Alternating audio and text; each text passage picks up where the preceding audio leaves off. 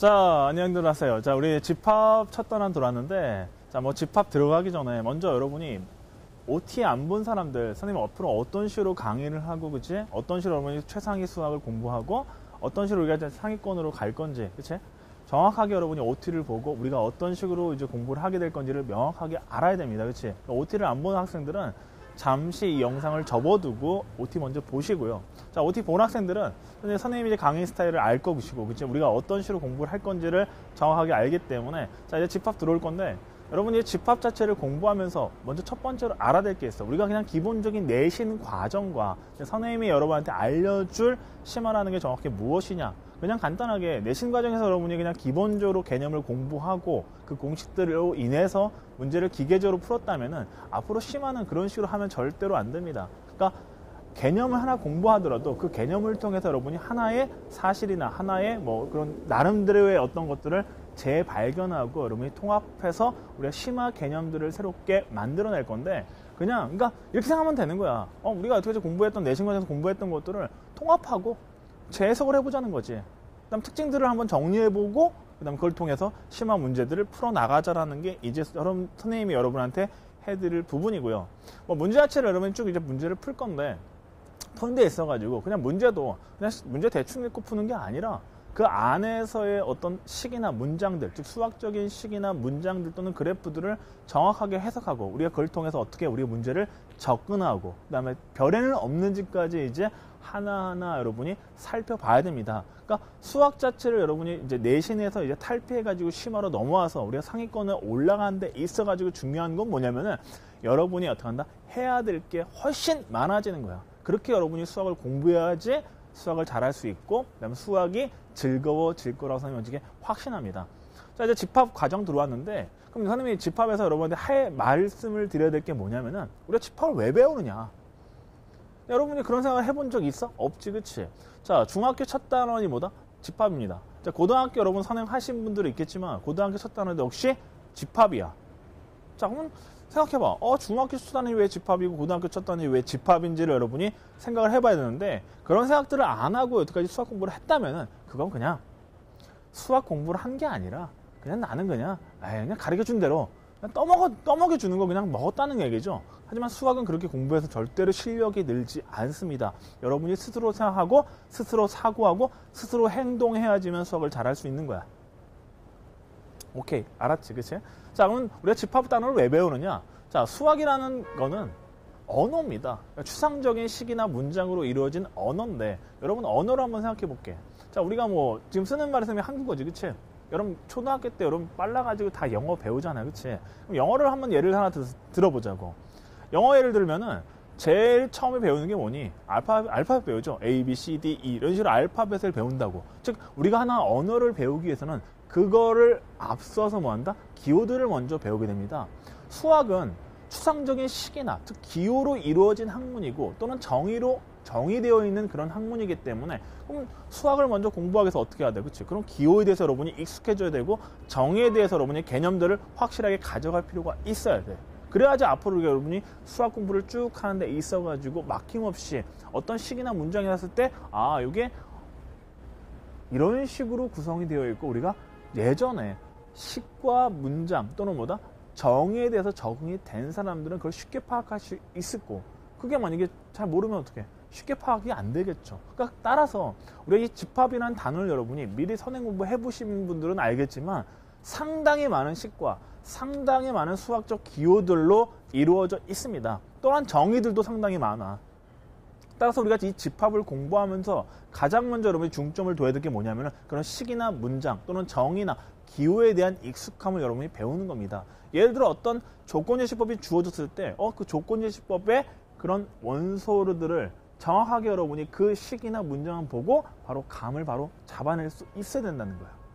이게 이제 집합에 대한 우리가 공부하는 이유고요. 왜 이게 중학교와 고등학교 첫 단원에 있는 이유입니다. 이걸 여러분이 여태까지 몰랐다면은 뭐 지금 알면 되는 거고, 선생님이 이제 이런 부분들 내가 이제 선생님이 이제 쭉 수학 공부를 해오면서 이제 배웠던 그런 노하우나 아니면 이런 방법들, 그런 개념들을 여러분한테 정확하게 알려드릴 거예요. 자, 그럼 본강의 가서 집합 시작해 봅시다.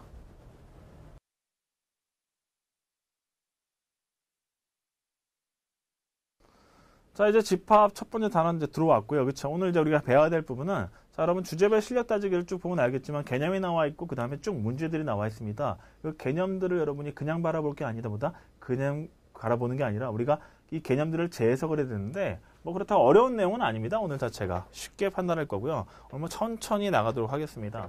자, 우선 집합의 표현이라는, 뜻과 표현이라는 게 나왔는데 여러분이 내신 과정에서 이 집합이나 원소에 대한 정의들은 충분히 다들 연습을 하고 공부를 했을 겁니다. 집합 자체는 명확한 기준만 있으면 우리가 집합이라 얘기할 수 있죠. 여기서도 뭐야? 이 대상 자체를 명확히 뭐한다?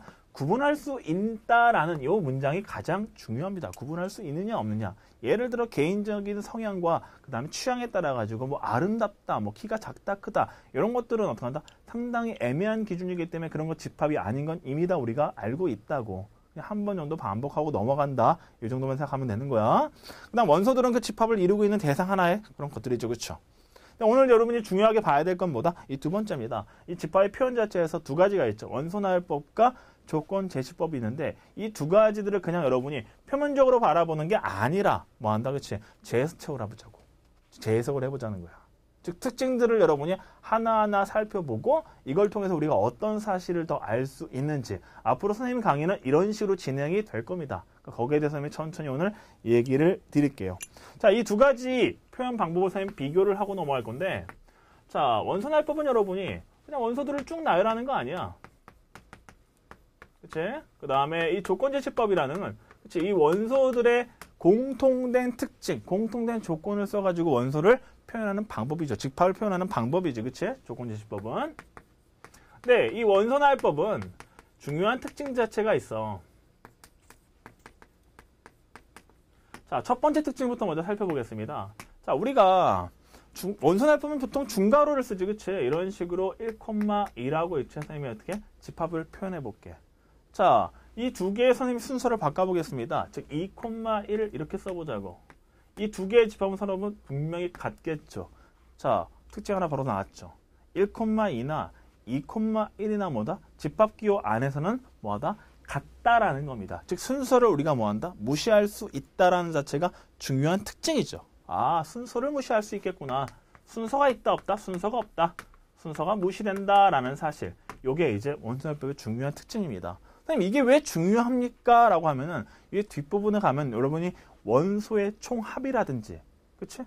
원소로 이제 우리가 개수를 구하는 부호문제와 개수를 구하는 방식들을 여러분이 하나하나 배웠을 텐데 또는 배우고 있을 텐데 또는 이제 선생님한테 배울 텐데 그때 이런 1,2, 2,의 순서가 없다라는 의미가 상당히 중요해집니다. 왜 중요하냐?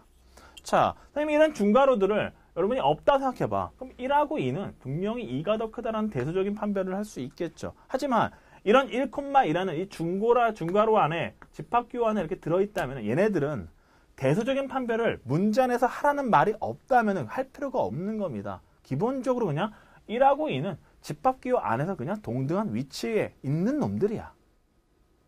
중요한 의미는 집합기호 안에 1,2라는 건 너도 원소고 나도 원소다. 그냥 이런 개념으로 여러분이 받아들이면 되는 겁니다. 둘 다 원소야, 원소. 이렇게 판별을 할 필요가 없고 이런 것들은 생각을 할 필요가 없다라는 거 얘기죠. 자, 이해됐습니까? 물론 이런 말을 다른 사람, 어떤 사람들은 이거를 순서가 없으니까 비순서쌍이다. 이렇게 얘기하기도 합니다. 자, 왜 그러냐면은 자, 여러분 중학교 1학년 2학기 때 뭘 배우냐? 자, 1,2라는 거 이런 괄호, 중괄호가 아닌 괄호 안에 이렇게 1,2를 쓰게 되죠. 얘는 좌표 평면 안에서의 뭐다? x좌표가 1이고 y좌표가 2인 점을 나타내는 그치? 그런 표현 방법이야. 얘는 분명히 2,2라고 같아 안 같아? 분명히 얘는 두 개가 틀리죠. 왜 틀리냐? 얘는 x가 2거든. 얘는 x가 1이거든.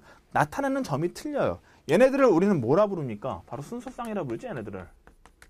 그치? 그럼 따라서 2,1, 1,2가 틀리다는 거와 얘는 1,2, 2,1이 같기 때문에 얘는 뭐다? 그 반대적인 의미로서 여러분이 비순서쌍이라고 얘기하시는 그런 분들도 있고요. 뭐 크게 의미는 없습니다. 그냥 단지 중괄호 안에서 수학적으로 뭐다? 1,2, 2,의 순서를 무시할 수 있다. 요 정도만 개념만 알아두시면 되겠습니다.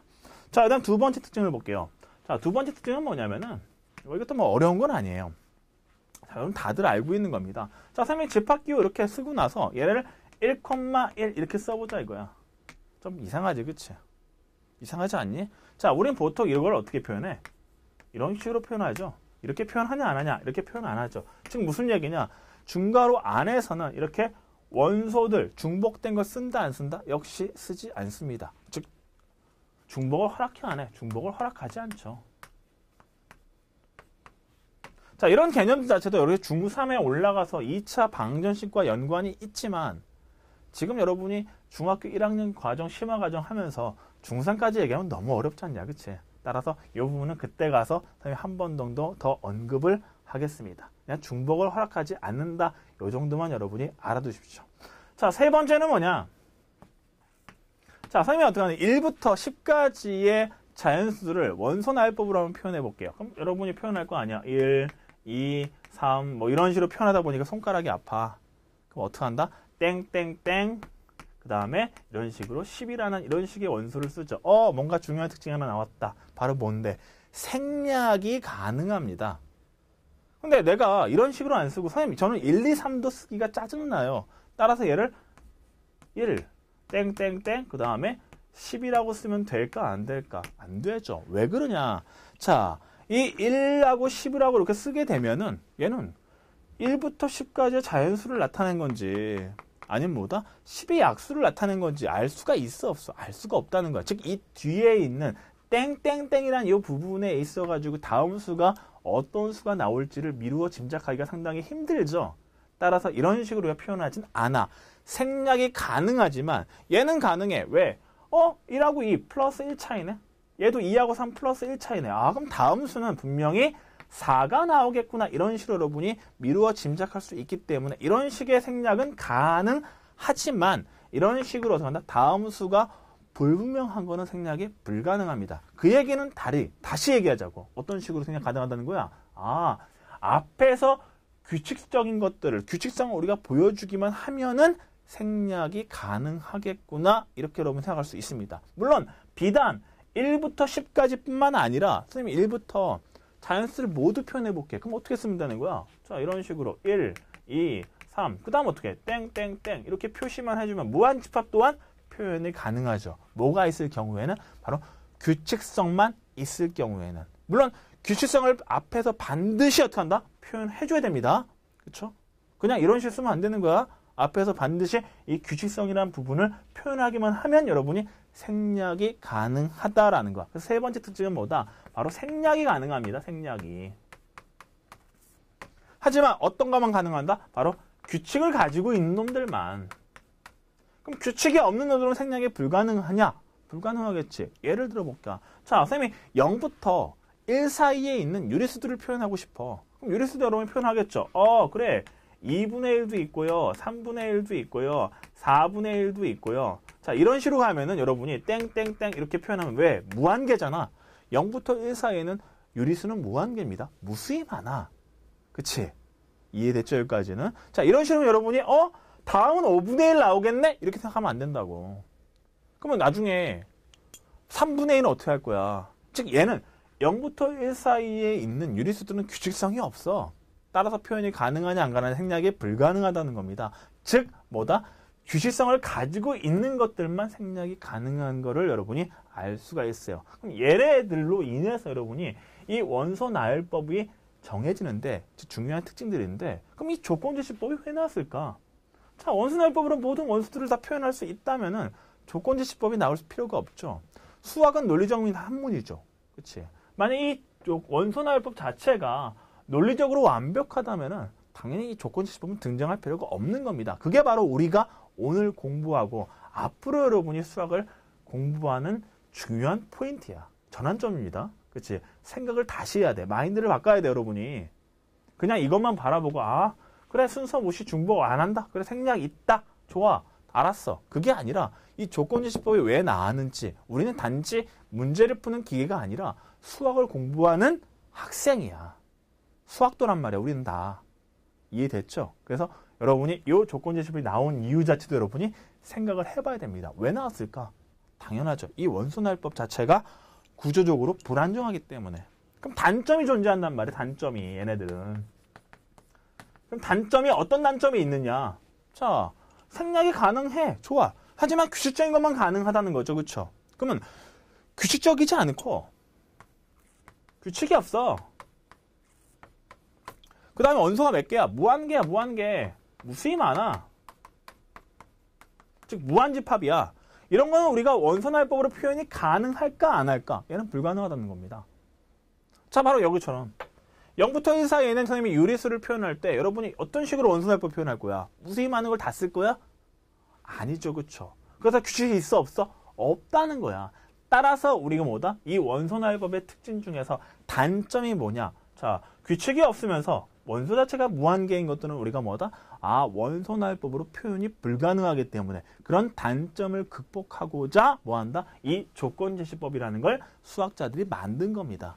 자, 이해됐죠? 항상 수학은 그냥 만들어지는 게 아니라 이유가 있고 그 다음 논리적으로 명확하기 때문에 다른 것들이 생겨나는 겁니다. 그런 부분 여러분이 정확하게 인지를 해야 돼.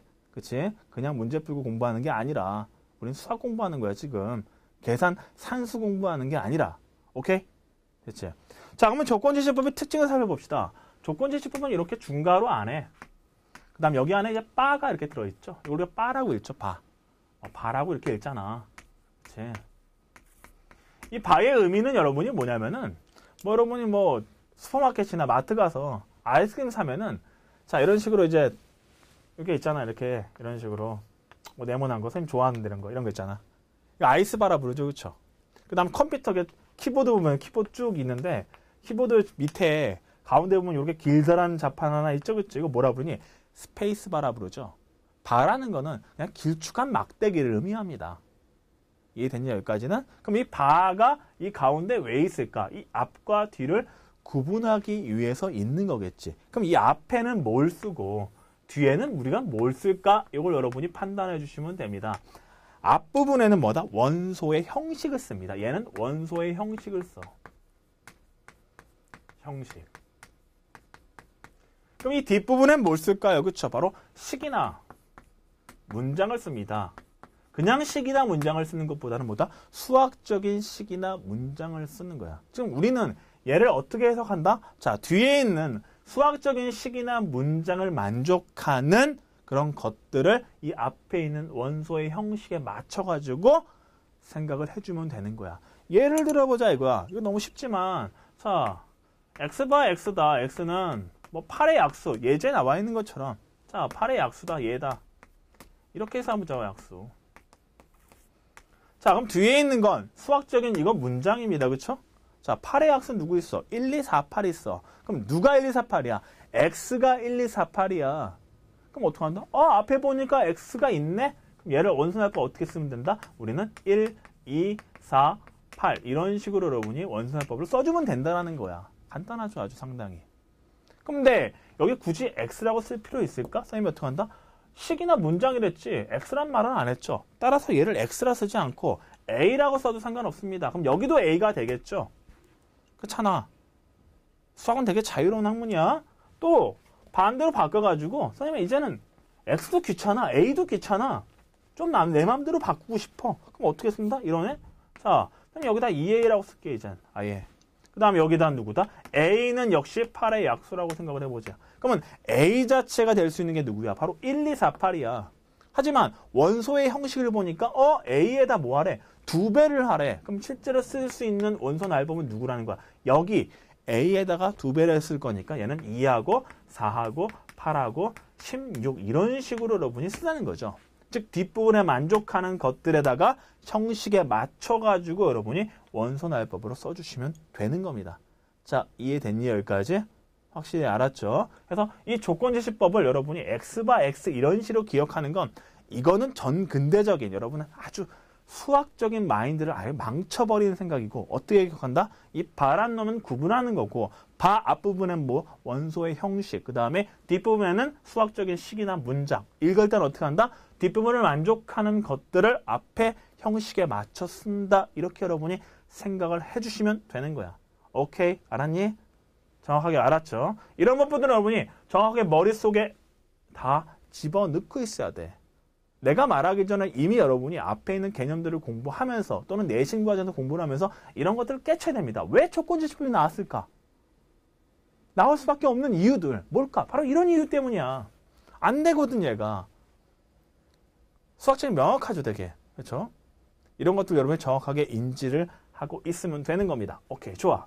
자, 그래서 우리가 그냥 개념을 한번 재해석해 봤습니다. 상당히 뭐 어려운 것 같지만 어렵지 않죠. 상당히 쉬운 것들인데 그래도 우리가 이런 식의 개념들, 이런 식의 나올 수밖에 없는 일들을 하나씩 깨우쳐 가는 것들이 여러분이 이런 것들이 그냥 단지 이 부분만이 아니라 이게 중3까지 쫙 쌓이고 시험 문제를 풀면서 싹 쌓였어. 그때 여러분의 실력을 생각해봐. 상당히 올라갔을 거라고.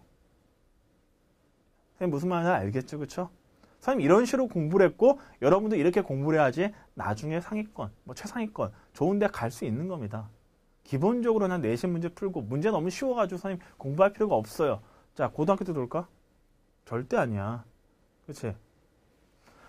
자, 이제 문제를 볼게요. 뭐 문제 자체는 어려운 건 아닙니다. 자, 스텝 1이기 때문에 말 그대로 스텝 1이에요. 자, 다음 중 집합인 것을 모두 골라라 했습니다. 명확한 기준만 있으면 되는데 기준을 체크해 봅시다. 키라는 거 기준이 될 수 있겠다. 155 이하 역시 기준이네. 정확하죠, 기준이가. 그렇지, 명확해. 기준이 명확해. 그렇지, 얘는 그래서 집합이 돼요. 1번 맞구나라는 겁니다. 자, 시력이 나쁘다. 기준이 있겠냐, 이거? 내 맘이지, 그치? 난 선생님이 눈이 0.1이야. 이게 잘 안 보여. 이쪽 0.3입니다. 그래도 보일 건 다 보여. 선생님, 다른 선생님들은 승우 선생님이나 기훈 선생님은 제 차를 타기를 되게 두려워해요. 내가 배는 게 없어서. 하지만 다 보이거든. 그럼 승우 선생님이나 기훈 선생님 같은 경우는 내가 시력이 나쁘다 생각하지만 난 어떻게 한다? 시력이 좋은 거야. 난 다 보이거든. 그렇죠? 따라서 이것도 개인적인 취향에 따라 틀리기 때문에 역시 집합이 아니겠죠. 자, 3번 봅시다. 0에 가깝다. 가깝다라는 의미. 이런 건 집합이겠냐 아니겠냐? 당연히 아니겠지. 자, 4번 봅시다. 0보다 작은 게 이건 상당히 의미가 좀 있습니다. 자, 뭐 이것도 솔직히 집합이 맞습니다. 0보다 작은 자연수는 있어 없어? 없습니다. 공집합이야. 공집합이거든 이거. 공집합도 우리는 뭐다? 집합으로 생각을 해줍니다. 왜? 기준이 있기 때문에. 원소가 하나 있든 두 개 있든 하나도 없든 100개 있든 상관이 있어 없어? 없는 거야. 없는 거야. 그치? 원소가 있건 없건 간에 그거는 집합을 이루는 기준이 아니야. 중요한 요건이 아닙니다. 그냥 기준, 명확한 기준만 있으면 우린 집합이라 생각을 하는 거야. 따라서 이 4번 또한 뭐다? 우린 집합으로 체크를 해줘야 됩니다. 자, 5번 볼게요. 3으로 나와서 나머지가 1이다. 역시 명확한 기준이 있겠죠. 따라서 뭐 한다? 이런 식으로 1번과 4번과 5번이 집합으로 우리가 얘기를 할 수 있는 겁니다. 자, 오케이. 자, 2번 가자 이거야. 자, 2번 문제는 내신에서는 상당히 조금 까다로운 문제로 알려져 있지만 여기서는 스텝 1에 나올 정도로 상당히 쉬운 문제가 되겠죠. 자, 이걸 우리가 판단하는 기준은 뭐냐? 즉, 집합 기호 안에 바깥에 이 중괄호 안에 자, 이 안에 있는 중괄호는 어떻게 우리가 취급할 것이냐 이런 것들. 자, 간단합니다. 이 맨 끝에 있는 중괄호는 바로 집합 기호에서의 중괄호고 그 다음에 이런 컴마들 있잖아요. 이 컴마들을 기준으로 해가지고 이 안에 있는 것은 모두 원소라고 여러분이 판단해 주면 됩니다. 즉 1이 원소고 2가 원소고 3이 원소고 다음엔 중괄호 포함해서 2, 3이 원소야. 얘도 뭐다? 중괄호 포함해서 4가 원소라고 여러분이 생각을 하면 됩니다. 이 바깥에 있는 중괄호 안에 있는 것들은 컴마 다 끼고 뭐한다? 원소다라고 생각하면 간단하죠. 그렇죠? 따라서 봅시다. 1번 원소 1 있잖아. 그치? 그 다음에 2번 어떠냐? 3도 원소로 들어있는데 아니라고 했네. 그럼 2번 틀렸어. 오케이, 좋아. 자, 그럼 4번 보자. 얘는 4가 원소가 아니네. 그치? 왜? 4는 이런 식으로 중괄호 포함해서 하는 거죠. 그쵸? 그럼 얘도 역시 뭐다? 답이 아니라는 거야. 이해됐어? 그럼 답이라는 건 어떻게 돼? 그치? 바로 여기 4번처럼 이런 식으로 우리가 표현해야지 원소가 되는 겁니다. 그다음 5번 또한 중괄호 포함해서 2, 3 들어있네. 원소 맞겠죠. 따라서 정답은 뭐다? 2번과 3번이 바로 정답이 되는 거죠. 오케이? 자, 이제 3번 볼 건데 선생님 잘못했구나. 옳지 않은 것인데 그치? 이거 옳잖아. 4가 안 들어있잖아. 그치? 이게 옳지 이것도. 그러면 답이 2번 하나구나. 그치? 네, 문제를 잘못 읽었지? 뭐 이런 실수는 여러분이 양해해 주시고. 자, 그 다음에 3번으로 넘어가겠습니다. 자, 원소날법으로 표현해봐라 라고 했습니다. 그럼 원소날법으로 표현하기 위해서 여러분이 이 조건지시법을 정확하게 판단만 해주시면 되는데, 자, 문제 봅시다. n 자체가 10보다 작은 홀수, 뒤에부터 판단합시다. 자, n보다 10보다 작은 홀수래. 그럼 여러분 뻔하죠. n 자체가 될 수 있는 건 누굽니까? 바로 1도 될 수 있고, 3도 될 수 있고, 5도 될 수 있고, 7도 될 수, 9도 될 수 있다라는 거고, x를 우리는 보니까 표현할 거. 왜? x. 바 앞에 x가 있거든. 그럼 우리가 a라는 집합을 보면은 x들로 구성되어 있는 것들인데, 자, 보니까 x가 2n-1이래. 즉, 여기다가 2배 한 다음에 1을 빼라는 얘기입니다. 그쵸? 정확하게 해석해 줘야겠죠? 그럼 1 집어넣으면 얼마인데? 1이죠. 자, 3 집어넣으면 얼마입니까? 5가 되겠네요. 자, 5 집어넣으면 얼마입니까? 9가 되겠죠. 그 다음 7 집어넣으면 얼마냐? 13이 되겠네요. 19 집어넣으니까 17. 이런 식으로 5개의 원소 간단하게 집어넣어주면 되겠죠. 뭐 상당히 쉬운 문제가 되겠습니다. 자, 4번으로 넘어가자.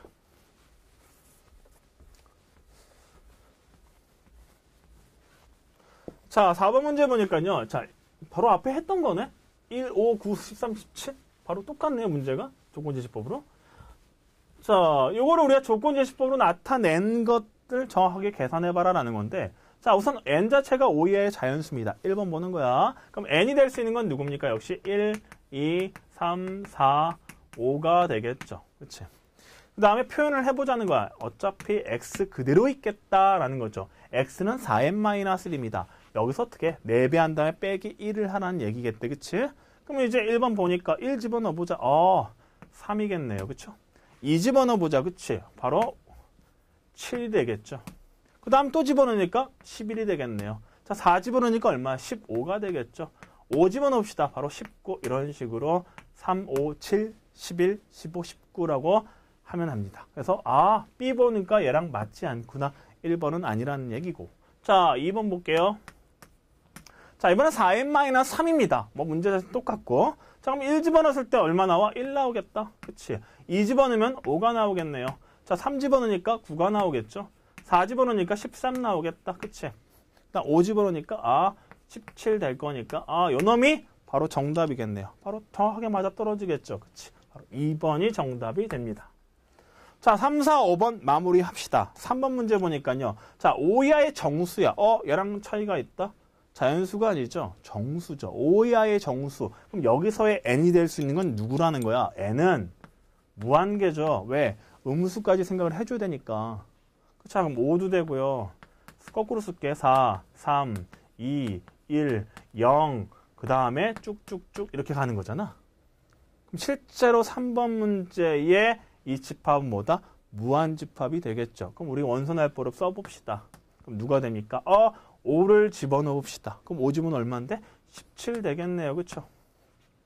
4 집어넣으니까 얼마니? 13 되겠네요. 그쵸? 그 다음 3 집어넣으니까 얼마입니까? 9 되겠죠? 2 집어넣으니까 얼마입니까? 5 되겠네요. 그 다음 1 집어넣으니까 얼마니? 바로 1 나오겠죠. 하지만 끝난 게 아니야. 누구다? 0도 집어넣어줘야 될 거 아니야. 0 집어넣으면 얼마다? 마이너스 3. 이런 식으로 무한계의 원소가 존재를 하는 겁니다. 따라서 이 4번도 정답이 아니겠네요. 아니 3번도. 얘는 아니야. 4번 보자. 자, 20보다 작은 홀수. 이건 솔직히 말도 안 되죠? 20보다 작은 홀수 몇 개인데, 그치? 1, 3, 5, 7, 9, 언제까지? 19까지. 얘랑 맞아 떨어지지 않기 때문에 4번 또한 아니겠고요. 자, 5번 봅시다. n 자체가 5 이하의 자연수입니다. 역시 같아요. 그쵸? 따라서 얘를 보니까 2n 플러스 1이다. 그럼 얘네들 여기다 집어넣어주면 되겠다. 그럼 얘는 얼마냐? 3 되겠지. 1 집어넣으니까. 자, 2 집어넣으니까 얼마니? 5가 되겠죠. 그치? 그 다음 7 되겠네요. 그 다음에 9 되겠다. 마지막 11까지 이렇게 3, 5, 7, 9, 11. 그래서 5번 또한 아니라는 사실을 알 수가 있습니다. 뭐 간단하게 여러분이 이거 가지고 뒤에 만족하는 이런 n 자체를 여러분이 정확하게 판단하시고 걔를 뭐한다? 이 앞에 있는 식, 즉 x가 누군지. 왜? 이거 자체가 다 x이기 때문에 이 x만 봐주면 되거든. x만 표현해주면 되니까 x가 누군지만 봐주시면 될 것 같습니다. 자, 이제 다음 이제 개념 재해석으로 다시 들어왔습니다. 뭐 원소의 개수에 따른 집합의 종류인데요. 자, 뭐 여기서 한번 특히 볼 필요는 없겠고요. 뭐 유한집합, 무한집합 여러분 다들 개념 다들 아실 거고 중요한 건 뭐냐? 바로 공집합의 개념이죠. 자, 원소가 하나도 없다라는 거. 앞에 선생님이 언급을 했지만 다시 한번 볼게요. 원소가 하나도 없다. 없는 집합, 얘도 집합이 된다라는 겁니다. 자, 유한집합과 무한집합을 구분하는 방법은 뭐냐? 여기서는 뭐 원소의 개수가 유한이다, 무수히 많다 이런 건 상당히 좀 애매해요. 원소의 개수를 하나하나씩 셀 수 있으면 유한집합입니다. 셀 수 없으면 무한집합이야. 이 두 가지의 구분점만 여러분이 명확해 주면 돼요. 그럼 공집합은 뭘까? 셀 수 있잖아. 하나도 없으니까. 이해됐니? 따라서 뭐 한다? 얘도 유한집합이다. 이게 개념이 가장 중요하겠죠. 이 정도만 여러분 보고 넘어가면 됩니다. 따로 뭐 개념을 선생님이 어떻게 다뤄 끌어올 필요는 없겠고요. 그냥 이 정도만 구분해 주면 되고요. 자, 원소의 개수다. 자, 원소의 개수 NA라고 우리가 보통 표현하죠. 그냥 이 N이라는 거 높아심에서 한번 얘기를 할게요. 넘버의 약자입니다. 넘버의 약자죠. 여기가 N을 갖다 쓰는 거야. 이 정도만 여러분이 판단해 주시면 되겠네요. 그게 어려운 문제는 아니겠고요. 바로 문제 들어갑시다. 자, 5번 문제 봅시다. 다음 중 무한집합인 것을 골라봐라 라는 거야. 즉 원소의 개수가 셀 수 없는, 즉 무수히 많은 것을 여러분이 골라주시면 됩니다. 자, 그럼 무한집합 봅시다. 이하의 자연수. 이하의 자연수 누구밖에 없냐? 1, 2밖에 없죠. 그치? 셀 수 있다라는 거야. 자, 0 곱하기 x가 1. 자, 0하고 x를 곱했는데 0이 됐지. 어떻게 1이 되냐? 따라서 얘는 집합이 있어, 없어? 없으니까 얘는 그냥 공집합 표시해주면 되겠죠. 자, 두 번째 봅시다. 세 번째. 자, 0부터 1 사이는 기하분수. 기하분수.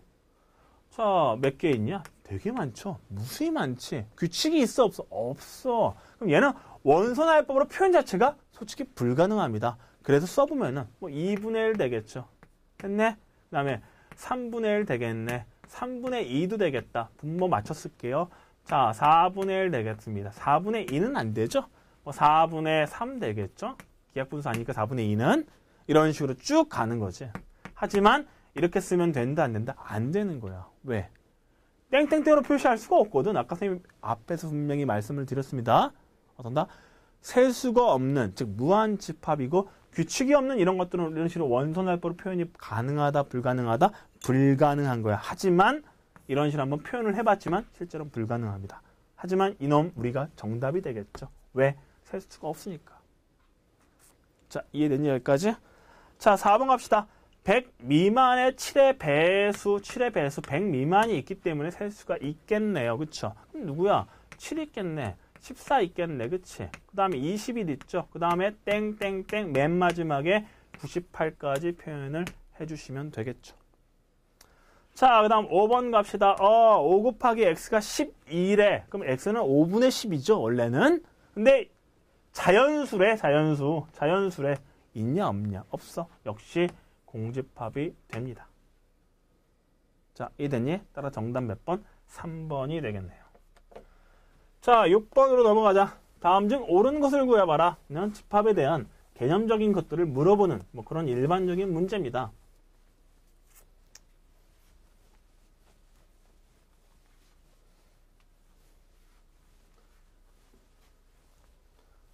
자, A라는 집합 먼저 봅시다. 자, 0부터 1 사이에 있는, 그치? 자연수입니다. 자연수 있어, 없어? 없어요. 없으니까 이건 분명히 공집합이 될 거고, 공집합 원소 개수가 없으니까 얘 맞죠? NA가 제로지, 그치? 맞아. 1번 문제, 오케이. 맞아. 자, 2번 봅시다. 0이라는 원소를 가지고 있어. 그치? 따라서 NB가 얼마야? 0이 아니죠? 그럼 얘는 뭐다? 이렇게 쓰면 안 되고, 얘는 1로 써야겠지, 그치? 됐습니까? 자, C가 공집합이래요. 공집합인데 어떻게 원소가 하나냐? 얘는 0으로 여러분이 써주시면 되겠죠. 자, D 같은 거 봅시다. 복잡해 보이죠? 복잡하지 않습니다. 왜 복잡하지 않냐면은 딱 보면 돼. 얘는 10보다 작은 자연수래. 그럼 몇 개 있냐? 1부터 9까지 9개가 있어. 근데 얘를 잘 보니까 n이 하나면 x도 하나야. 근데 n이 몇 개 있었어? 9개거든. 그렇잖아. 그럼 이 D라는 집합 몇 개 있을까? 10개니? 이거? 아니죠? 9개지, 9개 그냥. 9개라 쓰시면 됩니다. 이해됐습니까? x 하나당, n 하나당 x 하나씩 대응될 거니까. 그다음 우리는 x를 구하는 거니까. n 자체가 몇 개 있어? 9개 있잖아. 그럼 따라서 뭐 한다? 이 x도 9개가 있을 것이고, 그럼 D의 원소의 개수는 9개라 표시해주면 되겠죠. 자, 그 다음에 마지막 5번 보니까 5번은 1, 2, 3. 자, 이 안에 NA라고 우리가 쓰는데 이 N하고 가로 안에 여기는 항상 누구 쓴다? 집합을 씁니다. 집합의 이름을 써도 되고요. 또는 뭐합니까? 집합 자체를 써도 상관이 없어요. 여기 보니까 집합의 이름을 쓴 게 아니라 집합 자체를 쓴 거죠. 그럼 얘는 1, 2, 3을 원소로 가지고 있는 집합입니다. 원소의 개수 몇 개입니까? 3개죠. 그럼 3이 되겠고요. 그 다음 얘는 1, 2를 가지고 있는 원소니까 2가 되겠다. 따라서 3 빼기 2니까 얼마로? 3이 아니라 1로 써야겠죠. 그렇죠? 이해됐습니까? 이런 식으로 간단하게 우리가 NA다. NA는 뭐다? 이 가로 안에 A라는 즉 집합 이름을 써도 되고 그냥 집합 자체를 써도 상관이 없다라는 거야. 오케이? 자, 넘어가서 7번 갈게요. 자, 7번은 약간의 이제 해석적인 문제가 되겠는데요. 뭐 그렇다고 어려운 문제는 아니고요. 여러분이 판단만 정확하게 해주고 정확하게 해석만 해주면 문제는 상당히 쉽습니다. 자, 문제 보니까요. 자, A라는 집합 보니까 자, 2n 제곱의 마이너스 1입니다. 2의 거듭 제곱에서 1을 빼래요. 하지만 n은 역시 자연수래. 그럼 이 A라는 집합은 무한계겠지? n이 자연수가 무한계니까 이 A라는 집합은 분명히 원소가 무한계인 무한집합일 거야. 하지만 우리가 찾는 건 A가 아닙니다. 누굴 찾는 건데 바로 B를 찾은 거야. 왜? B의 개수를 찾으라니까. B의 원소의 개수를 잡으라 했잖아. 그럼 B가 누군지를 여러분이 봐야 됩니다. 자, 여기서 가장 중요한 건 누구다? 그치, 바로 얘지. Y라는 놈은 A의 원소래. 근데 A의 원소는 누군데? 2의 거듭제곱에서 1을 뺀 놈이야. 범위가 존재하네요? Y라는 놈이 1부터 10까지야. 그 얘기는 이 A의 원소이면서 1부터 10까지를 동시에 만족해주는 게 바로 B라는 겁니다. 누가 했을까요? 바로 2에 1제곱 빼기 1이 있겠죠. 1도 되겠네. 그치? 다음 뭐냐? 2에 2제곱 빼기 1도 되겠죠. 얼마인데? 3이겠네요. 그쵸? 다음 누굽니까? 2에 3제곱 빼기 1은 얼마다? 바로 7도 되겠죠. 2에 4제곱 빼기 1은 즉 15는 안 되니까 얘는 뭐다? 개수 자체가 바로 3개가 되겠습니다. 아주 문제 쉽죠, 이런 문제. 자, 넘어가서 8번 보겠습니다.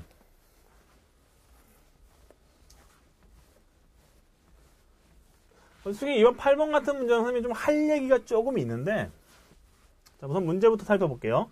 자, X라는 놈 보면은, 뭔가 좀 틀려요. 뭔가 틀린 게 봐줘야 돼. 앞에 이런 X, Y라는 게 있구나. 앞에. 이게 뭐라 했어, 아까? 원소의 뭐라 그랬어, 선생님이? 형식이라고 얘기를 드렸습니다. 원소의 형식이야. 지금 뒤에 있는 거를 만족하는 것 중에서 이 형식에 맞췄으면 되는 겁니다. 자, X는 1부터 5 사이에, 즉 1 이상 5 이하의 수가 되겠고요. 그 다음에 Y는 2 이상 6 이하의 자연수가 됩니다. 그랬을 때 우리가 찾는 건 바로 요놈의 개수, 원소의 개수를 구하는 건데 잘 한번 보자 이거야. 자, 1보다 작은 기하분수래. 그럼 첫 번째 무슨 의미를 파악해야 돼? X 플러스 Y인데 분모가 10이야. 1보다 작대. 그럼 얘에서 여러분이 알아야 될 건 X 플러스 Y라는 놈은 분명히 뭐다? 10보다 작겠구나 라는 생각을 여러분이 가져가 주면 됩니다. 이해되겠죠? 그게 바로 1보다 작다라는 의미고 기하분수라는 말도 있네? 기하분수라는 게 약분이 돼야 안 돼? 안 되거든. 근데 이 10이라는 놈은 누 곱하기 누군데? 2 곱하기 5야. 그러면 x 플러스 y는 누가 안 되는 거야? 2의 배수도 안 되고 5의 배수도 안 돼. 그 놈들의 인수를 가지고 있으면 된다 안 된다? 안 되거든. 따라서 x 플러스 y는 누구도 안 된다? 2하고 5하고의 서로 소야겠죠. 그렇죠? 이 두 가지 조건을 여러분이 모두 만족하는 놈들을 잡아주면 되죠. 범위도 있잖아, 얘네들.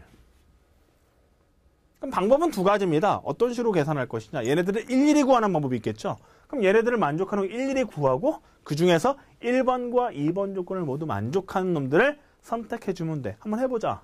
자, x, 에 써볼게, 쌤이. 자, 1부터 5 사이야. 그럼 얘는 1, 다음 얘는 y는 2부터 6이니까 2도 되겠죠. 됐습니까?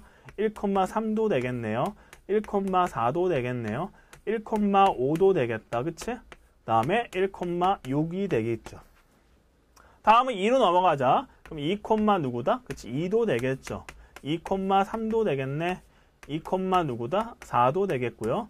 2,5도 되겠고 그 다음에 2,6이 가능하겠죠. 다음 봅시다. 3,2도 되겠네. 그치? 3,3도 되겠고요.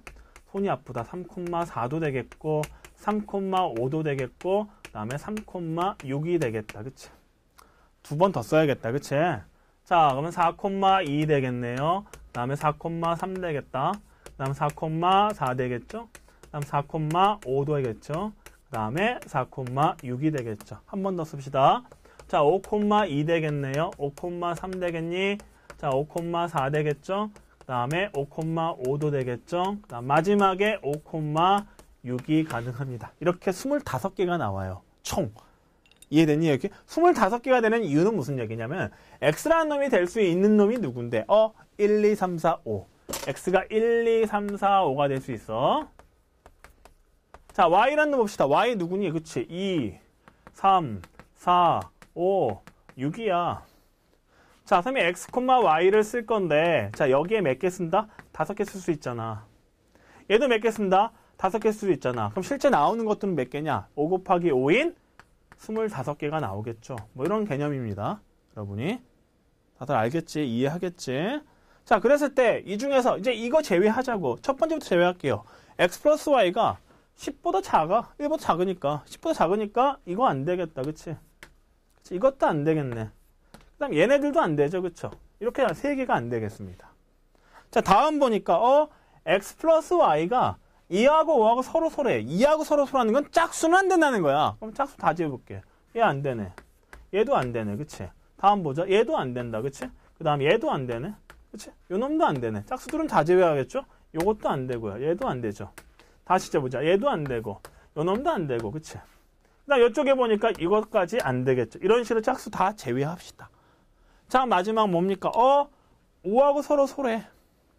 그럼 두 개 합해서 5의 배수 되는 걸 역시 제해주면 되겠습니다. 1,4 안 되겠다. 그치? 2,3 안 되겠다. 그치? 3,2까지 안 되겠네요. 그럼 실제로 여러분이 될 수 있는 것만 잡아보니까 1,2 하나네요. 그쵸? 1,2 두 개에다가 3개. 그치? 그 다음 이쪽에 4개, 5개, 그 다음에 6개, 7개, 8개, 9개의 원소가 존재를 하겠고요. 따라서 MB의 값은 얼마다? 바로 9라고 표시를 해주면 됩니다. 자, 이런 식으로 여러분이 일일이 찾을 수 있는 방법이 되겠고요. 그럼 선생님 같으면은 이렇게 찾겠냐? 아니죠? 그쵸?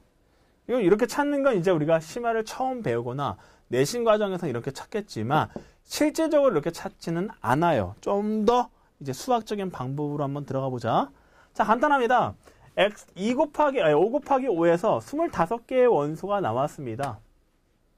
근데 이 25개는 자, 어차피 짝수 하나, 홀수 하나 번갈아서 나올 거 아니야. 봐봐라. 홀수, 짝수, 홀수, 짝수, 홀수. 그치? 다음 봐봐. 짝수, 홀수, 짝수, 홀수 이렇게 나온단 말이지. 그러면 x하고 y를 더해서 가장 작은 건 누구냐? 잘 봐라. 1하고 2를 더한 놈이야. 가장 작은 건 3입니다. 그치? 가장 큰 건 누구니? 11이죠.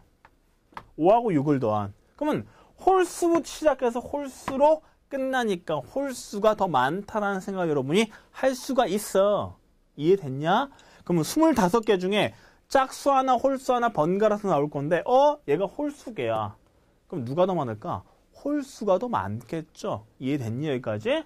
자, 홀수 몇 개니? 홀수. 자, 13개입니다. 짝수 몇 개입니까? 짝수 12개가 되겠죠. 자, 우리가 찾고 싶은 건 짝수는 필요가 없거든. 홀수만이 필요한 거야. 홀수만이. 됐니? 여기까지? 그럼 13개 중에서 자, 기본적으로 뭐 한다? x 플러스 y가 10이 넘는 건 안 돼. 즉 11은 빼자고. 11은 빼자고. 그게 누굽니까? 바로 5,6인 하나 있잖아. 그치? 홀수 중에서. 그럼 얘는 13개에서 몇 개를 뺀다? 하나를 빼. 그럼 12개가 되겠죠. 자, 하지만 두 번째 2는 이미 계산했죠. 짝수는 뺐어. 그럼 5의 배수인 5만 빼주면 되는데 5의 배수가 누구 있냐? 3,2 있죠. 2,3 있죠. 1,4 있어. 즉 무슨 얘기냐? x 플러스 y란 해가지고 5가 되는 놈을 찾아보자는 거야. 누군데? 1, 4. 됐냐 이런 거? 그치? 그 다음 누구 있어? 2, 3.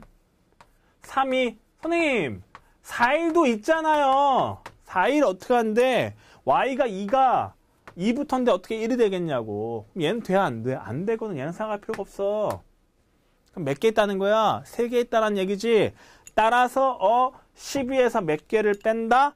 3개를 뺄 거니까 몇 개다? 9개 이렇게 잡아낼 수 있다라는 거야. 이해됐습니까? 조금 어렵죠, 그쵸? 그쵸? 이런 생각들을 여러분이 하셔야 되는데 아직은 조금 힘들 겁니다. 아직은 조금 힘들어. 나중에 가면은 이런 생각들이 자연스럽게 나와요. 처음이기 때문에 여러분이 이런 식으로 푸는 걸 선생님이 좀 권장하고요. 그 다음에 나중에 좀 더 가면은 이런 식으로 여러분이 분명히 생각을 해서 머리를 돌려가지고 풀어내야 됩니다. 오케이? 알았지?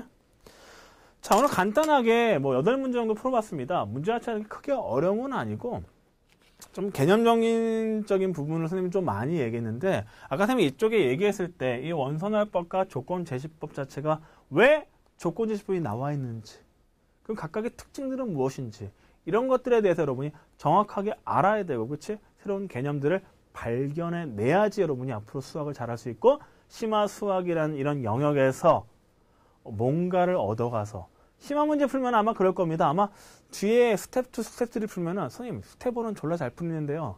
스텝 2는 잘 안 풀려요. 왜 그럴까요? 그거 간단해 아주. 왜 그럴 것 같냐? 머리를 안 써서 그래. 그 정도의 여러분이 사고의 깊이가 안 되기 때문에 그래요.